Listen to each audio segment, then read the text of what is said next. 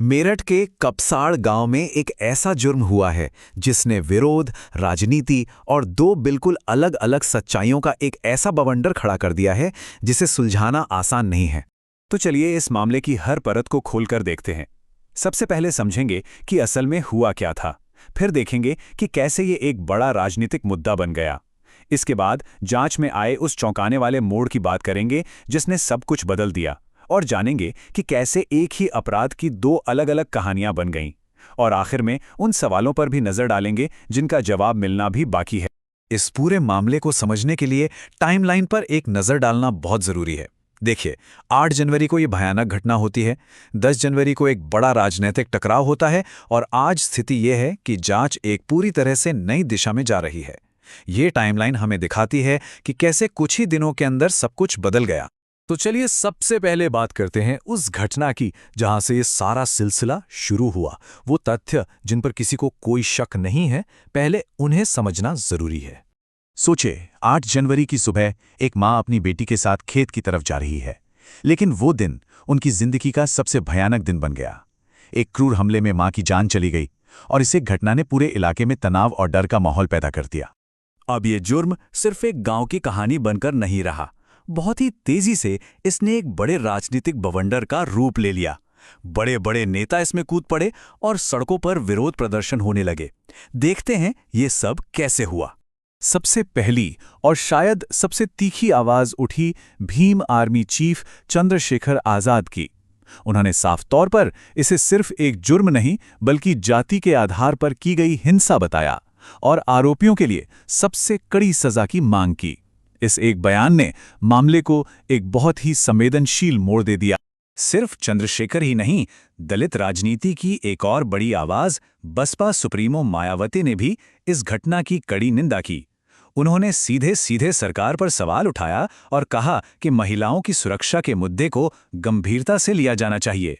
इससे राजनीतिक दबाव और ज्यादा बढ़ गया। और जाहिर है, विपक्ष ने भी इस मौके को हाथ से जाने नहीं दिया। समाजवादी पार्टी के अध्यक्ष अखिलेश यादव जैसे नेताओं ने इसे सीधे तौर पर सरकार की कानून व्यवस्था की नाकामी से जोड़ दिया और आरोप लगाया कि सरकार अपराधियों को बचा रही है। तो जब ऐसा लग रहा था कि ये जातीय हिंसा और राजनीतिक नाकामी का एक सीधा सा मामला है, तभी पुलिस की जांच में एक ऐसा ट्विस्ट आया जिसकी शायद किसी को उम्मीद नहीं थी। एक सबूत ने पूरी कहानी का रुख ही मोड़ दिया। और ये ट्विस्ट आया एक छोटी सी टेक्निकल चीज से, CDR यानी कॉल डिटेल रिकॉर्ड। अब ये होता क्या है? सीधी सी भाषा में ये एक फोन का लॉग है जो बताता है कि किस नंबर से किस नंबर पर कब और कितनी देर बात हुई।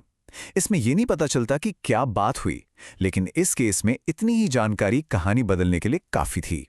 इसी CDR के आधार पर पुलिस ने एक बिल्कुल नई थ्योरी सामने रख दी। उनका कहना है कि यह कोई अचानक हुआ हमला नहीं था, बल्कि इसके पीछे एक पर्सनल एंगल हो सकता है, जैसे कोई प्रेम प्रसंग या एक तरफा प्यार। इस थ्योरी ने मामले को जातीय हिंसा से हटाकर एक निजी झगड़े की तरफ मोड़ दिया। और बस यही से ये पूरा मामला और भी ज्यादा पेचीदा हो गया। अब हमारे सामने एक ही जुर्म की दो बिल्कुल अलग-अलग कहानियां हैं और दोनों एक दूसरे के बिल्कुल उलट हैं। तो एक तरफ है परिवार और उनके समर्थक, जिनका साफ कहना है कि यह जातिगत नफरत में किया गया एक क्रूर हमला था और पुलिस की कहानी सिर्फ आरोपी को बचाने की एक साजिश है। वहीं दूसरी तरफ है पुलिस, जो कॉल रिकॉर्ड्स का हवाला देकर कह रही है कि ये एक प्रेम प्रसंग या निजी दुश्मनी का मामला हो सकता है जिसमें मां इस रिश्ते के खिलाफ थीं। सच आखिर है क्या? परिवार के लिए पुलिस की ये नई कहानी सिर्फ एक झूठ नहीं है, बल्कि ये मामले को कमजोर करने और बेटी के चरित्र पर कीचड़ उछालने की एक कोशिश है। उनका मानना है कि ये न्याय के रास्ते से ध्यान भटकाने की एक सोची समझी चाल है। तो अब सवाल उठता है कि मामला आखिर है कहां? इन दो विरोधी कहानियों के बीच ये केस एक अनिश्चितता में फंसा हुआ है और कई अहम सवालों के जवाब मिलने अभी बाकी हैं। फिलहाल की स्थिति यह है कि सब कुछ एक व्यक्ति की गिरफ्तारी पर टिका है, मुख्य आरोपी जो अभी भी फरार है। पुलिस की कई टीमें उसे ढूंढ रही हैं, लेकिन जब तक वो पकड़ा नहीं जाता, इस मामले की सच्चाई पूरी तरह से सामने आना मुश्किल है। आखिर में ये मामला सिर्फ एक जुर्म की कहानी नहीं रह जाता। ये सवाल उठाता है सच्चाई पर, न्याय पर और हमारे समाज में मौजूद गहरे मतभेदों पर। जब दो कहानियां इतनी अलग हों तो सच का पता कैसे चलेगा? और सबसे बड़ा सवाल, उस परिवार को इंसाफ कब मिलेगा जिसने अपनी एक सदस्य को खो दिया है।